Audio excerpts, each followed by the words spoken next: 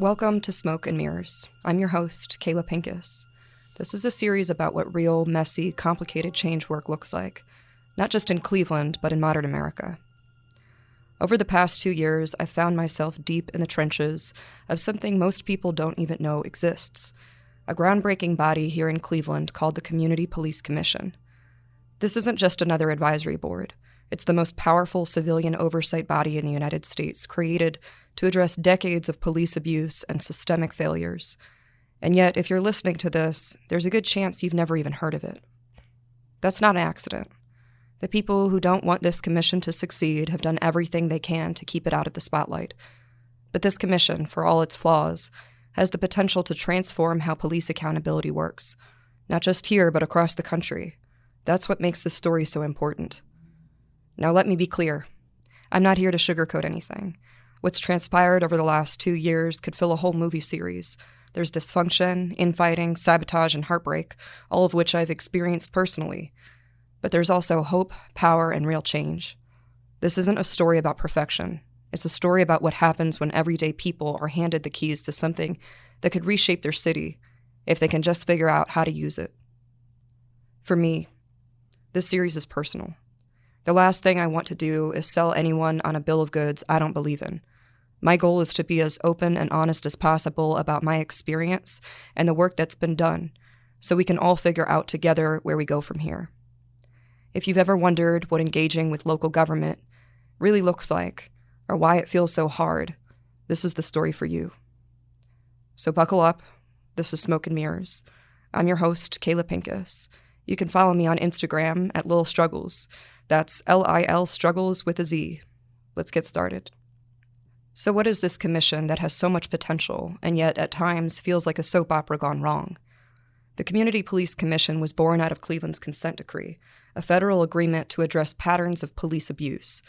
At first, it was just an advisory body, well-meaning but ultimately powerless. The police could listen to its recommendations, nod politely, and then do whatever they wanted. And for years, that's exactly what happened.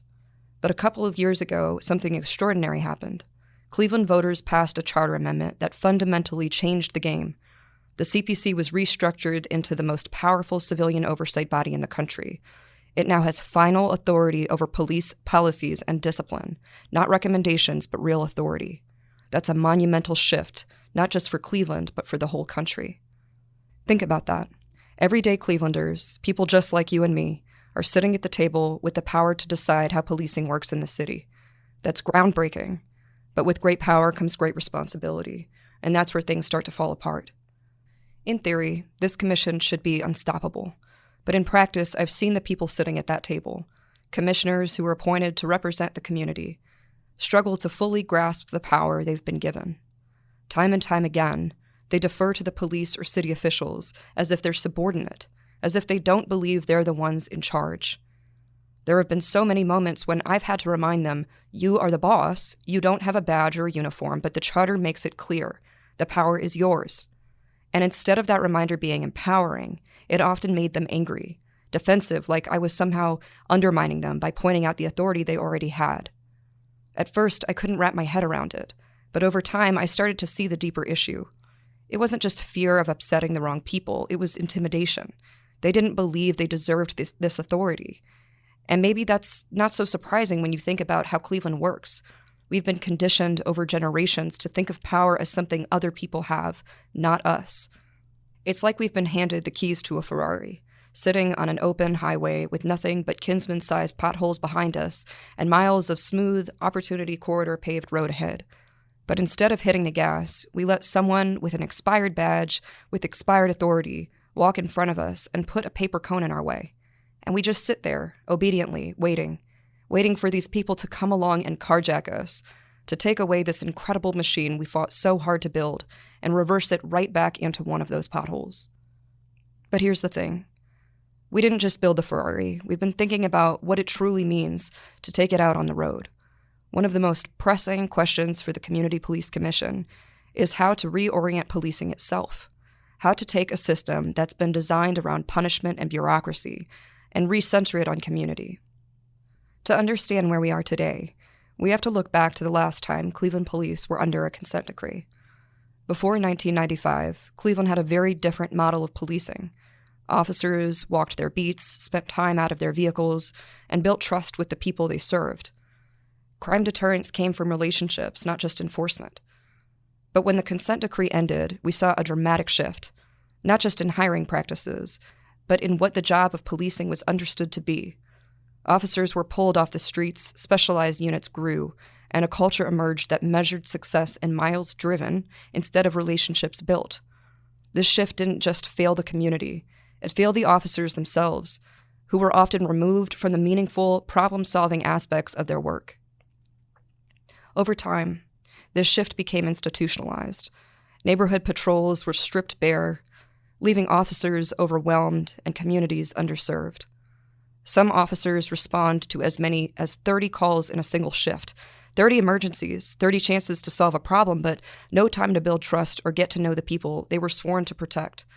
Promotions and opportunities became concentrated in specialized units, often through informal networks instead of merit, frustrating rank-and-file officers who saw their work devalued.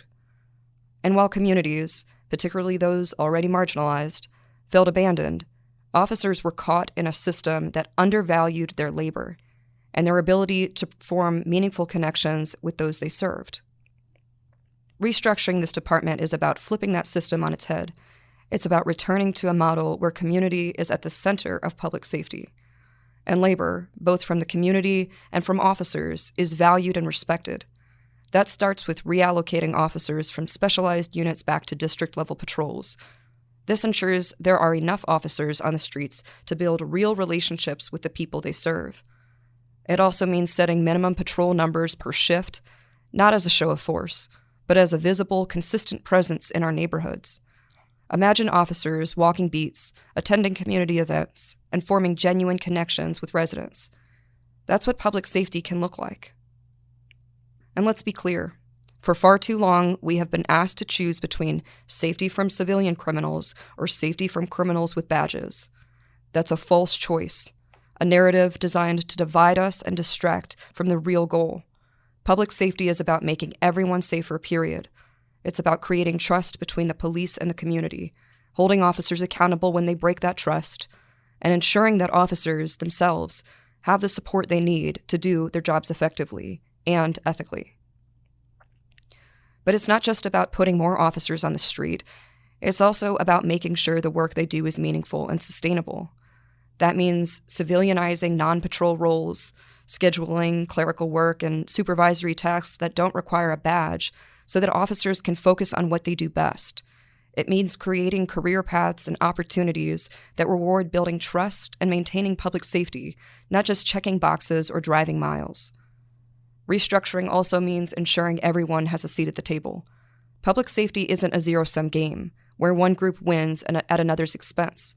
It's about creating a structure that works for everyone, officers and community members alike. That includes addressing the racial disparity in the Cleveland Division of Police, where a city that's nearly 50% Black has a police force that's only 24% Black. But it's not just about racial equity. It's about ensuring that every voice is heard and valued. Gun violence survivors, families of victims of police violence, formerly incarcerated individuals, officers, as well as those who fit into none of those categories, all bring essential perspectives to the table. Our experiences, combined with those of civil rights organizations and other community stakeholders, can shape a system that's safe, transparent, and centered around the people. The consent decree itself offers a roadmap. Paragraphs 219 to 221 require a staffing analysis, yet the city delayed this for 3 years and produced a report in 2019 that ignored critical staffing issues, most notably the Deferred Retirement Option Plan, or DROP. For context, DROP is a retirement program that allows officers to effectively bank their pensions while continuing to work for a set period. At the end of this period, the officer retires and collects both their regular pension and the accumulated banked amount as a lump sum. While this can be a powerful financial incentive for officers nearing retirement age, it also creates a predictable retirement bubble. Cities and departments know years in advance when large numbers of officers will leave the force, giving them time to plan for recruitment and staffing transitions. By 2018, It was widely understood within the city that approximately 400 officers were approaching their drop deadlines and would likely retire by 2020. This was not a surprise. It was a foreseeable event that could have been addressed through proactive recruitment and retention strategies. Instead of reckoning with their own failures to plan, city officials and police leadership scapegoated the consent decree, the Black Lives Matter movement, and Issue 24, the charter amendment that created the commission, which had yet to even be seated. They claimed these reforms were driving officers away, ignoring the reality that if discipline issues were a factor, it was because there had never been a true system for discipline in the first place. What we had wasn't a system of accountability. It was chaos disguised as process. And yet, the city's 55-page staffing analysis, submitted to meet consent decree requirements, failed to mention this looming crisis. But it wasn't just the omission of the drop data that was the problem. It was the entire report. Packed with 55 pages of mumbo-jumbo, it gave the illusion of substance while saying nothing meaningful. It looked like a serious analysis, but beneath the surface, it was smoke and mirrors, designed to appease the federal monitor without addressing the real issues. This strategy worked, at least temporarily. They bamboozled the monitor, presenting this hollow report as if it fulfilled the consent decree's requirements. By failing to provide actionable insights or even acknowledge critical factors like the drop retirements, the city evaded accountability yet again. This wasn't just incompetence. It was deliberate obfuscation, a tactic to delay real change and maintain the status quo. But here's the thing. The consent decree is the floor, not the ceiling, of what we can accomplish. It's a starting point, a tool to build upon, not a limit to our ambitions.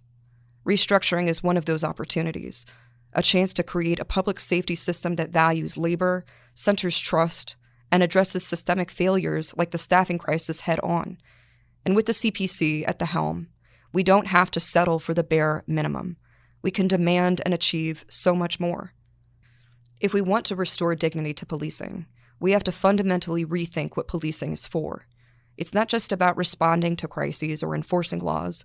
It's about creating a system rooted in trust, where relationships and accountability are the foundation of public safety. Restructuring is the blueprint for making that happen, turning policing back into a partnership between officers and the communities they serve.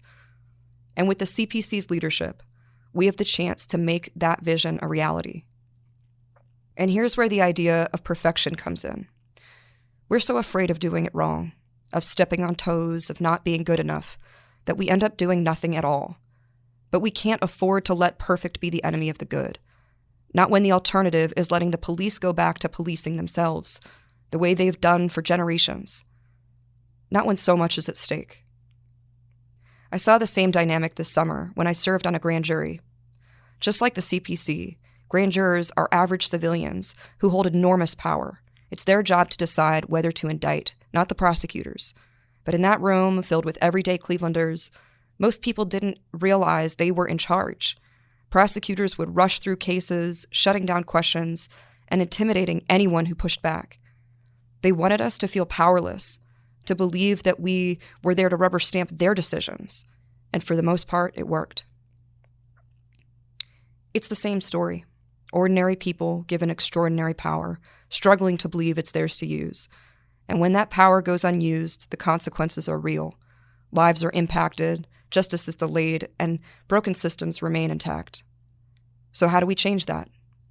If those in these roles don't recognize their power, how can they wield it to create meaningful change? And if we don't use this authority now, how long before it slips away altogether? That's where we leave it for now. The Community Police Commission is a story of power, its potential, its challenges, and its transformation when placed in the hands of ordinary people. It's about breaking through resistance and finding the courage to act in ways that serve everyone. Next time, we'll explore what happens when those systems push back. How does the CPC navigate its mandate while facing obstacles designed to stall progress? And what lessons can we draw from moments of both failure and success? This is Smoke and Mirrors. I'm Kayla Pincus. You can follow me on Instagram at Lil Struggles, that's Lil Struggles with a Z. Join me next time as we continue shining a light on the fight for safety, progress, setbacks, and the determination to move forward. Thank you, Kayla Pincus, for your insight on the Community Police Commission. And thank you, the listeners, for tuning in to this week's installment in the series Smoke and Mirrors. Join us next week and stay tuned right here on WOVU 95.9 FM, Our Voices United, a Burton Bell Carr community radio station.